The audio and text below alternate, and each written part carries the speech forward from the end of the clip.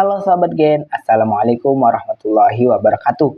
Di video kali ini kita akan membahas kunci jawaban IPA kelas 10 bab 2 pada tugas Ayo Berlatih pada halaman 39-40 di buku IPA Kurikulum Merdeka pegangan kalian. Jadi, ayo kita bahas bersama mengenai soal atau perintah yang ada di tugas kali ini, Gen. Tapi sebelum lanjut, jangan lupa untuk subscribe ya, Gen, agar Gen Sukses Media lebih semangat lagi nemenin kalian nugasnya. Ya sudah, kita lanjut. Kita masuk pada soal pertama berikut ini, Gen. Perhatikan soal yang ada ini. Urutkanlah tahapan proses replikasi virus berikut. Dilihat dari tahapannya, siklus apakah yang terjadi? Gen, berikut adalah urutan tahapan proses replikasi virus. Pertama, tahap pelekatan, kemudian penetrasi, kemudian sintesis, selanjutnya perakitan, dan terakhir tahap sel lisis. Nah, berdasarkan tahapan-tahapan ini, siklus yang terjadi adalah siklus litik. Kita masuk ke soal kedua berikut ini, Gen. Perhatikan soal yang ada ini. Identifikasilah persamaan dan perbedaan siklus litik dan lisogenik dengan menggunakan diagram Venn berikut. Bagian berikut adalah diagram Venn untuk persamaan dan perbedaan siklus litik dan lisogenik. Yang mana kita mulai dari siklus litik terlebih dahulu pada diagram warna biru. Virus menghancurkan sel inang setelah replikasi selesai. Tahap sel lisis terjadi di mana sel inang pecah dan melepaskan partikel virus baru. Kemudian sel inang tidak bertahan setelah siklus selesai. Yang mana siklus litik juga dilakukan saat ketahanan sel inang lemah. Adapun untuk siklus lisogenik pada diagram warna merah. Virus memasukkan DNA ke dalam DNA sel inang tanpa segera merusak sel tersebut. DNA virus yang terintegrasi disebut propage, yang dapat tetap tidak aktif selama beberapa waktu. Sel inang tetap hidup dan bereproduksi dengan membawa DNA virus, yang dapat diaktifkan kembali menjadi siklus litik. Kemudian, untuk lisogenik dilakukan saat ketahanan sel inang tinggi. Nah, yang di tengah ini gabungan antara diagram merah dan biru merupakan persamaan antara siklus litik dan siklus lisogenik. Di antaranya adalah sebagai berikut. Kedua siklus melibatkan tahap pelekatan dan penetrasi. Kemudian kedua siklus dimulai dengan infeksi virus ke sel inang. Dan pada akhirnya DNA virus bisa direplikasi di dalam sel inang. Kita lanjut pada soal ketiga berikut, Gen. Khususnya pada poin A terlebih dahulu. Perhatikan soal yang ada ini. Berdasarkan paragraf tersebut, pernyataan mana sajakah yang benar? Gen, berikut adalah pernyataan yang benar, yaitu ketika virus corona menempel pada permukaan sel inang, virus menginjeksi RNA ke dalam sel inang dan memerintahkan sel inang untuk memproduksi partikel virus.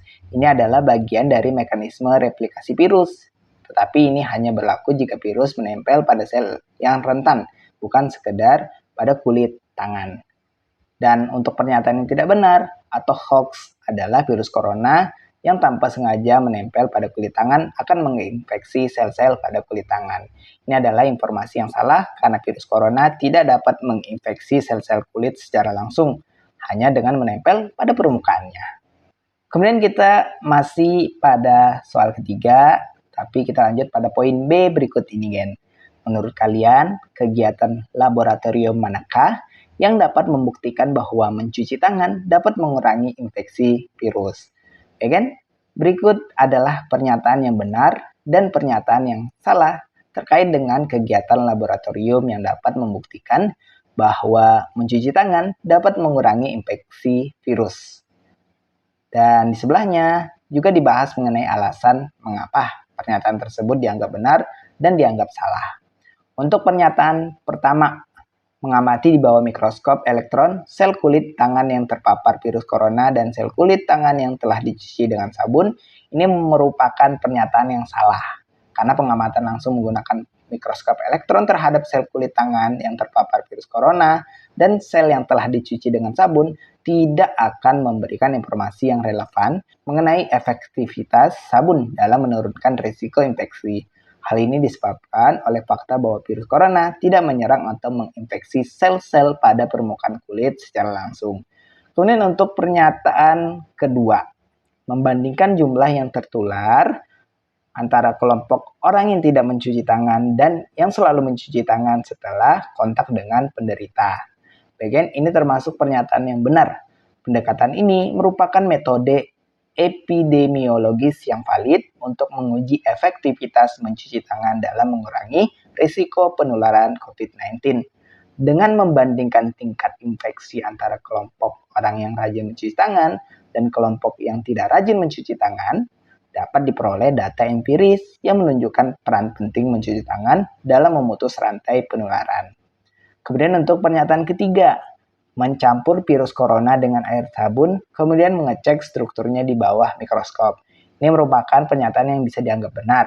Metode ini memungkinkan pengamatan langsung terhadap perubahan struktural pada virus corona setelah kontak dengan yang namanya sabun.